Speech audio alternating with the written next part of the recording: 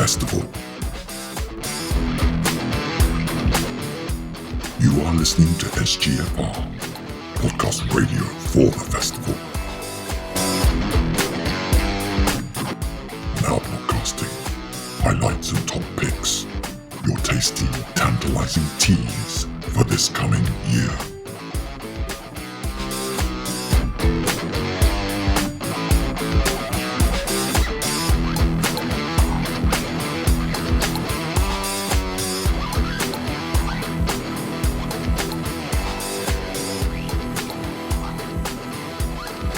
Welcome everybody to this episode of the Strange Games Festival podcast radio, and this is in our lead-in to the festival actual. You'll be hearing this after the Strange Games camp out, and if you were there, it was lovely to see you there. It was so much fun, or will be, because I'm actually recording this before the camp out, and I hope that's true.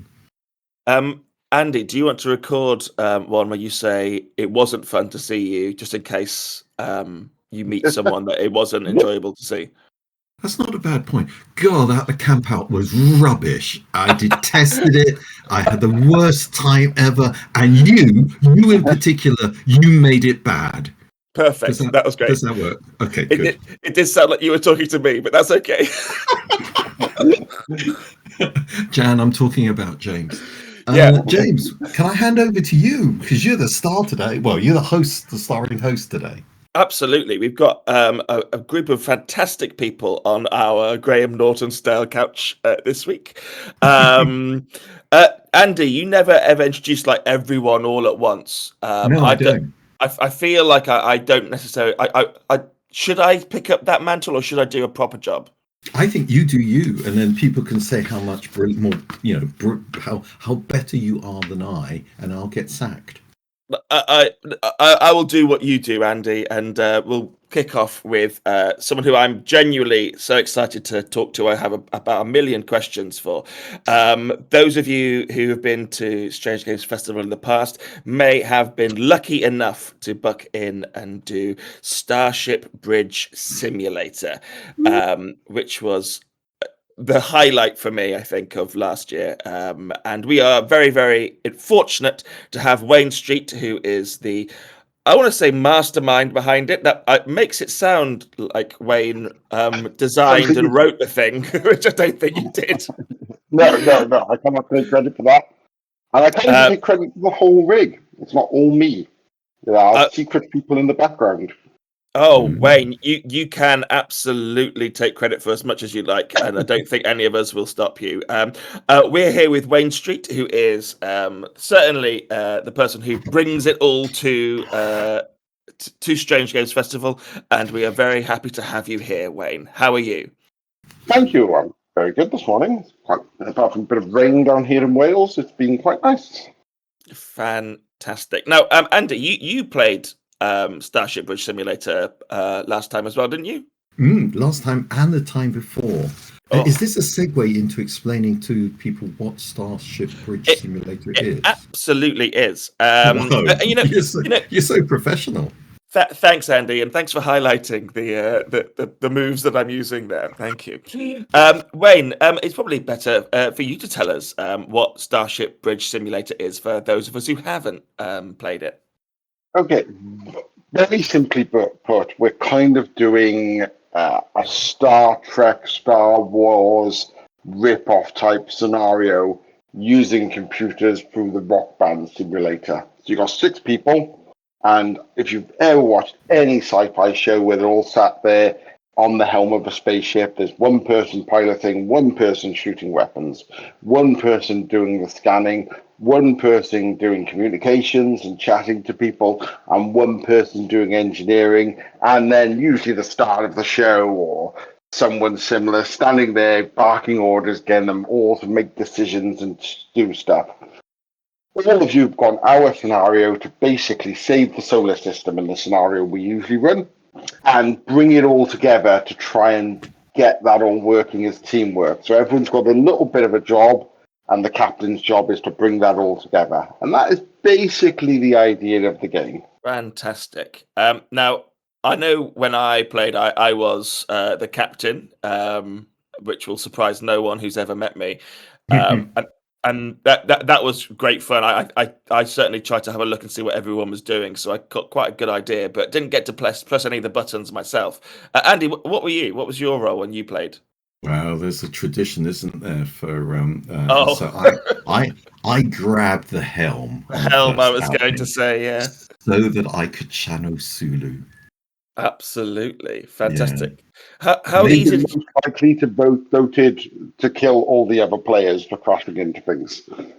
I think that one is certainly the one that you are front and center for everyone going, can visibly see how badly you're doing. Oh yes, very much so. Wayne, what would you say is the actual hardest role? The actual hardest role, or the most thankless role, is engineering. Because if you're doing it well, no one notices what you're doing because you're giving them power, you're really getting them better than what they do. If you're doing it badly, everyone notices what you're doing.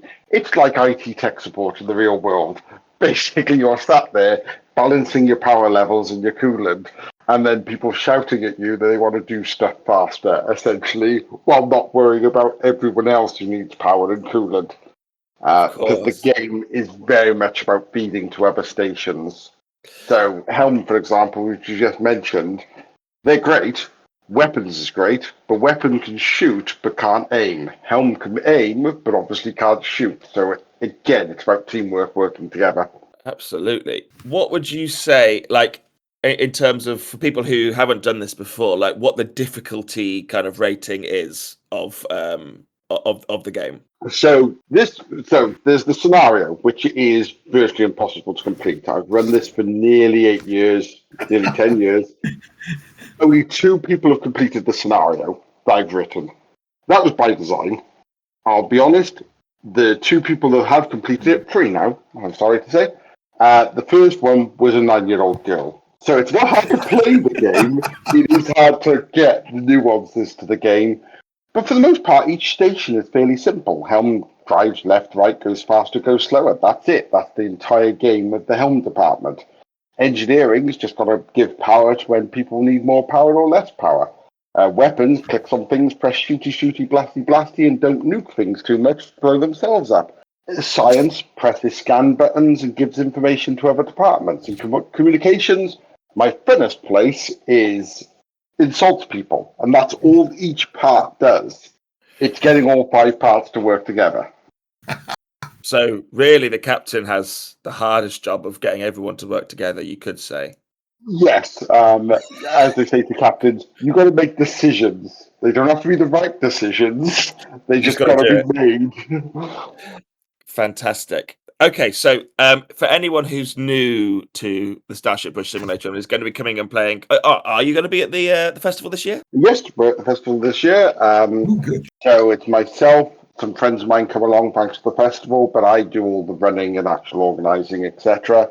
And assuming I'm in the same place I am every year, be the central building, got lovely projectors, a nice little room. We're running 1 hour and 2 hour sessions. The only difference between an hour and a 2 hour is usually we'll run the scenario either twice or you get to leave that scenario and go into a different scenario. I'll be honest, if the mood takes me, sometimes I run other things to surprise people, because we don't just run this software called Artemis, which is what you guys see at the festival. We do run other softwares for other games. So at other events, we run fully GM scenarios. So that's more like a tabletop game. Wow. Someone sits behind the tabletop screen, or in my case, behind the laptop, and I will create the scenario live, whatever you want to do. Okay. But I'll see how my mood takes me. Officially, it's just the Artemis game, 1 hour sessions or 2 hour sessions. Right, Andy, we're getting in for one of these 2 hour sessions. Oh, yeah. It's happening. We're doing it.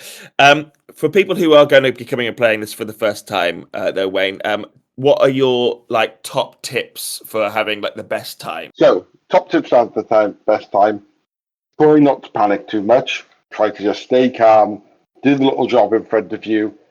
Obviously, don't try and take it too seriously. It is just a game. You will hear people usually shouting at each other. Also, be quiet. If you've got nothing to say nothing. As sad as it sounds, The best crews are the ones that are virtually silent, apart from the captain giving a little bit of orders. The last thing is just do it. Sometimes the captain won't tell you to do something. The weapons officer can just see what's happening. Fire away. That's what you're there for, to shoot at things. If the captain's not telling you to push shields up, but you can see under attack, do it anyway. That's your part of your job. And lastly, the big screen that's at the front, it looks like a main view screen. It's got all the flashing lights, ships exploding on it. As fun as that is, it's virtually useless to the actual game. So it's there purely for everyone else's entertainment. As a player, don't pay attention to it. That is great advice. That's fantastic. I have another line of questioning, which interests me very much.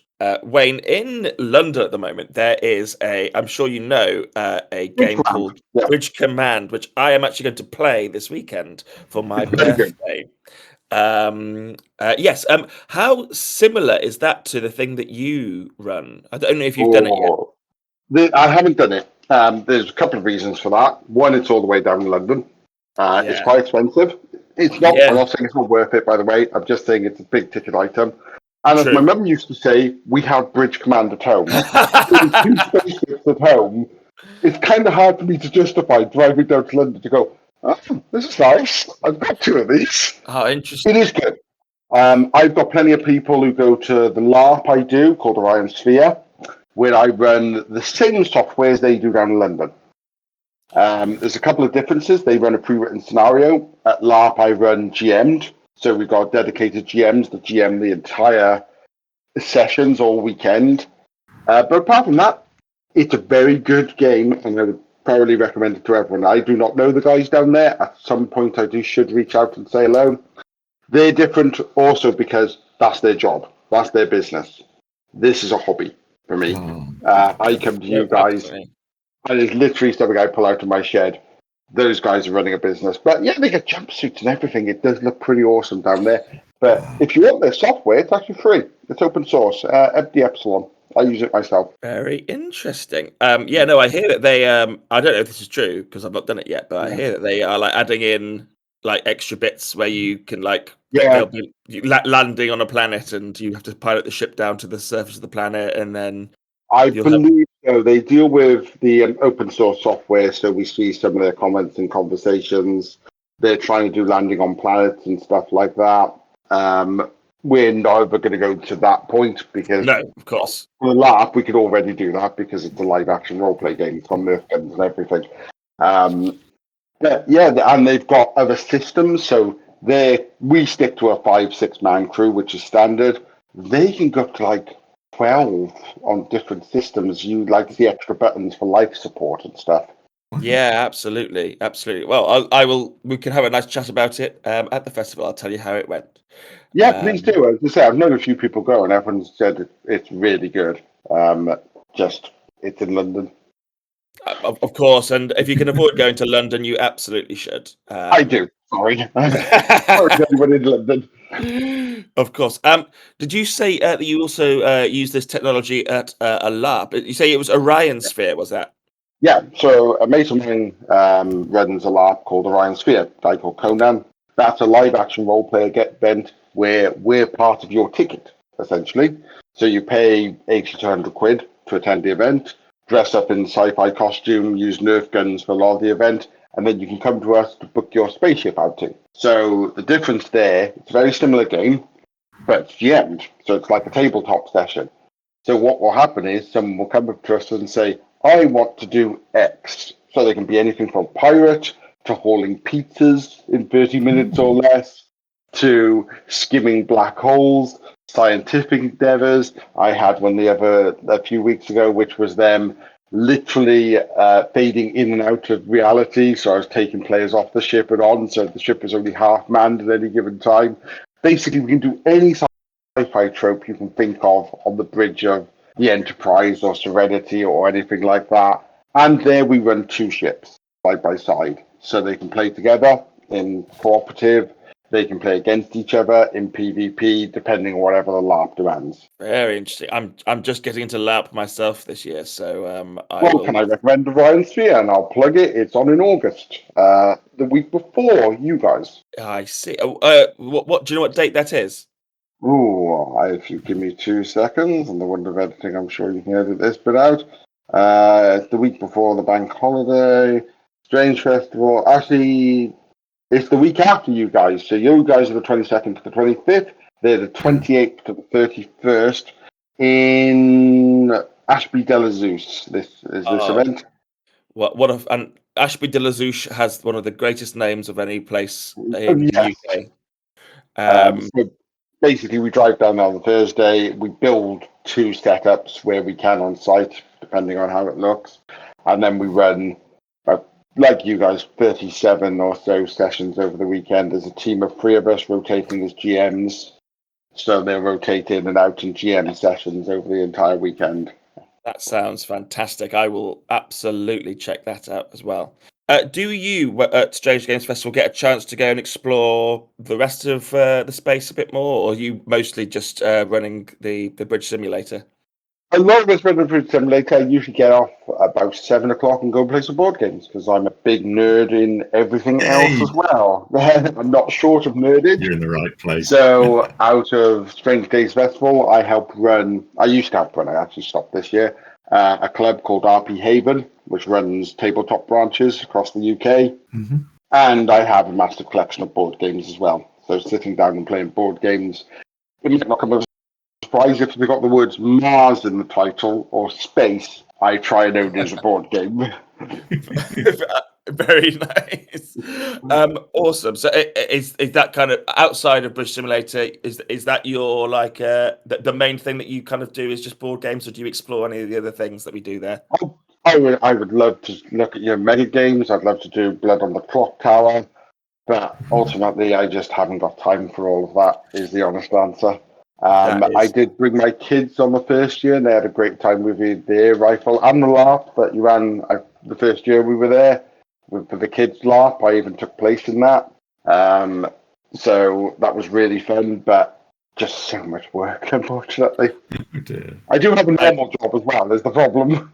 Oh no! I'm so sorry.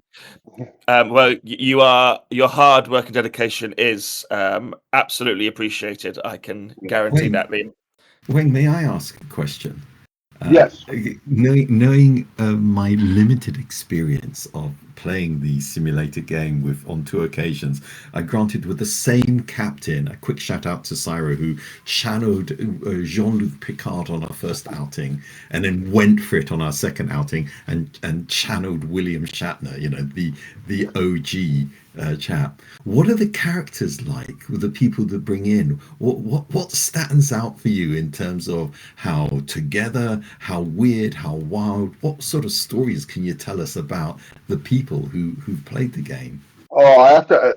This way, I've got to do a shout out to a friend who has sadly passed from us, a guy called Henry Hamilton, who he sat down with the game, and we ran some pre-scripted scenarios and we ran some GM scenarios, and he was so good. He had his crew down to the fact where they were all quiet during the entire game. You didn't even know if they were enjoying the game.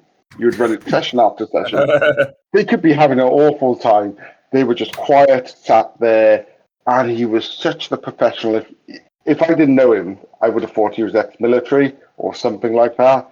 Because you get the military guys who have dealt with that sort of command atmosphere, and they're like that, they're quiet, and they're just getting on with the job in front of them. We had to rewrite the entire game twice because he was finding it too easy. They were getting through scenario after scenario and ship after ship and enemy after enemy, and it was brilliant. Sadly, he's not the most fun to watch, but he was brilliant at the game. And then you get those people. The 9-year-old girl was similar. She just managed to get through the entire scenario. I can't tell you how she did it because I don't want to spoil it. But then you get some people who are big characters and sit there and try and engage massively in the game and overact on it. And it does get kind of hilarious on people just standing there going, just do it. And they don't even know what they're doing. They're just telling players to go do it or make a choice.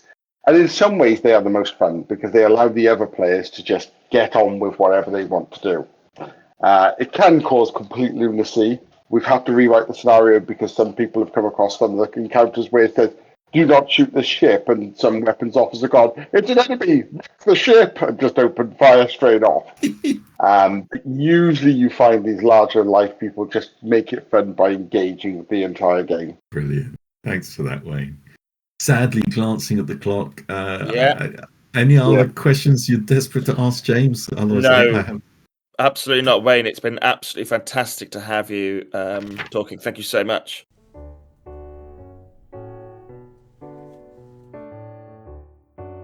You've been listening to SGFR, the podcast radio channel for the Strange Games Festival. This season's hosts have been James, Laura, Andy, and Craig. And if you'd like to come on the show, message us on the Festival Radio channel on the Strange Games Festival Discord server.